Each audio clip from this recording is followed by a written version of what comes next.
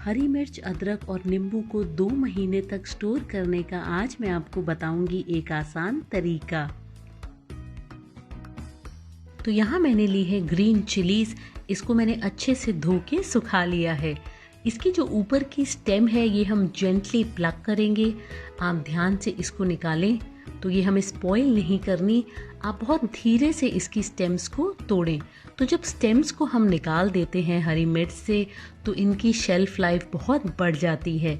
अगर आप स्टेम्स के साथ रखेंगे तो वो इसका मॉइस्चर अंदर से खींचती रहेंगी, जिससे हमारी ग्रीन चिलीज ड्राई हो जाती हैं। तो आप सबको इसी तरह से निकालें।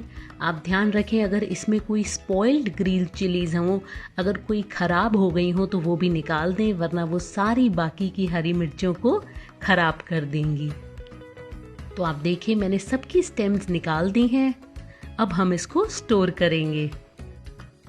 मैं ले रही हूँ एक एयर टाइट कंटेनर। इसके अंदर अब मैं डालूंगी टिश्यू पेपर। ये किचन रोल बहुत इजीली अवेलेबल होता है। इसका लिंक मैं डिस्क्रिप्शन बॉक्स में रखूंगी, आप वहां से खरीद सकते हैं। तो आप इसको जेंटली अंदर प्लेस करें।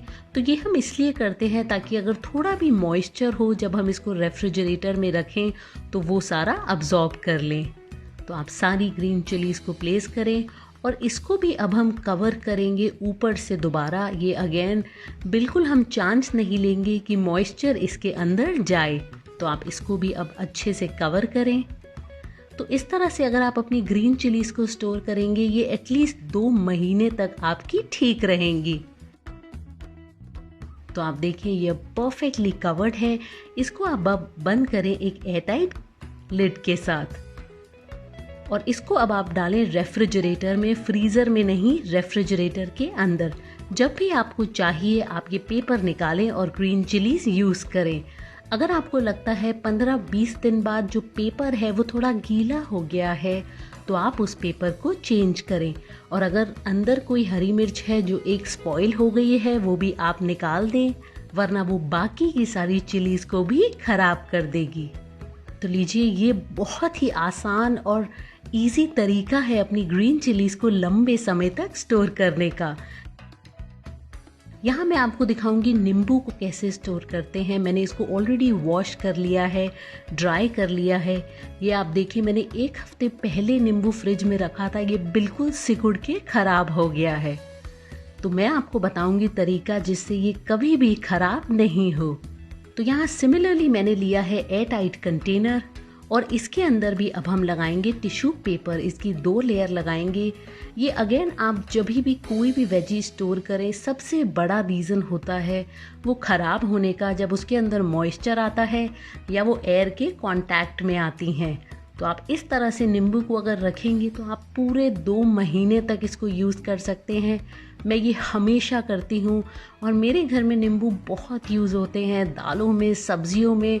तो आप इस टेक्निक को ज़रूर अपनाएं। और अगर आप चाहते हैं मैं और भी ऐसी स्टोरेज रेसिपीज़ लेके आऊँ, वीडियोज़ लेके आऊँ, वो भी मुझे ज़रूर बताएं। इसको अब हम दोबारा रखेंगे रेफ्रिजरेटर में। मैं आपको एक और तरीका दिखाऊंगी इसको स्टोर करने का। तो यहाँ मैंने लिया है जिप लॉक बैग। ये भी अगेन इजीली ऑनलाइन अवेलेबल है। तो यहाँ अब दोबारा हम लेंगे टिश्यू पेपर और इसमें हम डालेंगे नींबू। तो जनरली अगर आपके फ्रिज में ज़्यादा जगह नहीं है, आप डब्बे नहीं रखना चाहते, तो आप इस तरह से जिप लॉक बैग में अच्छे से इसको रख सकते हैं। तो आप इनको कवर करें। जितना बड़ा आपका जिप लॉक बैग है आप उस हिसाब से इसको कर सकते हैं। इसी तरह से मैं बाकी के नींबू को भी टिश्यू पेपर में रैप करूंगी। तो इसको भी अब आप डालें बैग के अंदर और जो सील है अब आप उसको बंद करें। तो इसको भी अब आप रखें रेफ्रिजरेटर के अंदर और आप इसे यूज़ कर सकते हैं पूरे 2 महीने तक। अब सबसे पहले जिंजर को स्टोर करने से पहले हम एक बोल में डालेंगे पानी और यहाँ ये जो अदरक हमने ली है इसको हम अच्छे से धोएंगे।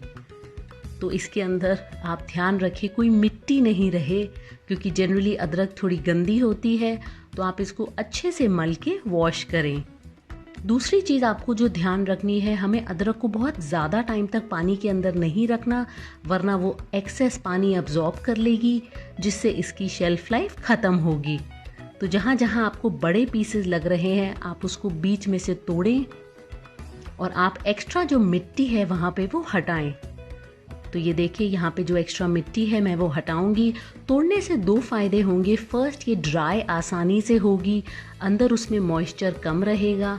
दूसरी, वो साफ रहेगी। तो इसी तरह से आप सारी अदरक को धो के रेडी रखें। आप चाहें तो ये सीधा नीचे टैप के अंडर भी इसको वॉश कर सकते हैं। तो आप देखें हमने सबको वॉश कर लिया है।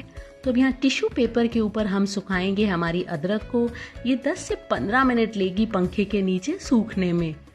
तो जैसे मैंने आपको पहले कहा, सब्जियों को हमेशा अच्छे से ड्राई करें, उसके बाद ही स्टोर करें। कोई भी वेजी स्टोर करने का वो सबसे पहला और इम्पॉर्टेंट स्टेप है। तो एक्स्ट्रा मॉइस्चर आप टैप करें और पंखे के नीचे अब इसे रखें 10 से 15 मिनट तक। आप देखें अदरक हमारी अच्छे से ड्राई हो चुकी है, ये कहीं से भी मुझे गीली नहीं लग रही। अब हम इसको स्टोर करेंगे। तो यहाँ मैंने सेम लिया है एक और एयर टाइट कंटेनर और उसी तरह से हम यहाँ पे भी लगाएंगे टिश्यू पेपर की एक्स्ट्रा लेयर। तो जनरली जब हम वेजीज स्टोर करते हैं वो मॉइस्चर रिलीज कर देती हैं या गीला हो जाता है, बट जिंजर के साथ ऐसा नहीं होता। तो यहाँ आपको टिश्यू पेपर ज़्यादा चेंज करने की ज़रूरत नहीं पड़ेगी। मैंने और भी बहुत सारी वेजिटेबल स्टोरेज रेसिपीज़ बताई हैं, जैसे कि धनिया और मटर। मैं उसका लिंक भी डिस्क्रिप्शन बॉक्स में डालूंगी, आप ज़रूर चेक करें। तो इस पे अब आप लगाएं ढक्कन और इसको भी हम स्टोर करेंगे रेफ्रिजरेटर में। यहाँ मैंने ऑलरेडी अदरक को 1 महीने पहले रखा था। मैंने ज़्यादा मंगाई थी, तो आप देखिए मैंने नॉर्मल स्टील का डब्बा लिया है इसके लिए। और ये जो मेरी अदरक है ये अभी तक बिल्कुल परफेक्ट है। तो आप देखिए कहीं से भी ख़राब नहीं हुई और इसका जो टिश्यू पेपर भी है वो गीला नहीं हुआ। तो अदरक जब हम स्टोर करते हैं टिश्यू पेपर हमारा ज़्यादा वेट नहीं होता। तो इसी तरह से आप भी इसको स्टील के कंटेनर्स में भी स्टोर करके रख सकते हैं। तो कैसी लगी आपको आज की ये रेसिपी जहां हमने इतनी सारी चीज़ों को स्टोर किया है? अगर आप चाहते हैं मैं और कोई ऐसी वीडियो आपके लिए लेके आऊं तो वो भी मुझे ज़रूर